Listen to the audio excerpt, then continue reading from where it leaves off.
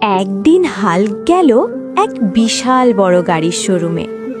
তার স্বপ্ন ছিল একটা সুন্দর গাড়ি কিনবে, কিন্তু মালিক দেখল ছেঁড়া জামা কাপড়, রেগে গিয়ে বলল, এইখানে তুমি যাও, বের হও এখান থেকে।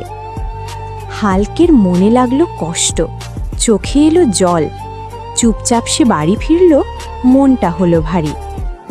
হঠাৎ একদিন শোনা গেল বিশাল বড় খেলা, জিতলে পাওয়া যাবে 100 কোটি টাকা।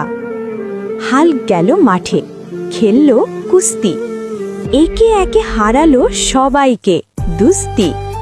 বিজয়ী হলো হাল্ক, পেল টাকা ঢের। এবার সে গেল সেই শোরুমে ফের, বলল হেসে, টাকা বড় না মানুষ বড়? মালিক লজ্জায় মাথা নোয়ালো, সম্মান দিয়ে গাড়ি দিল ভালো।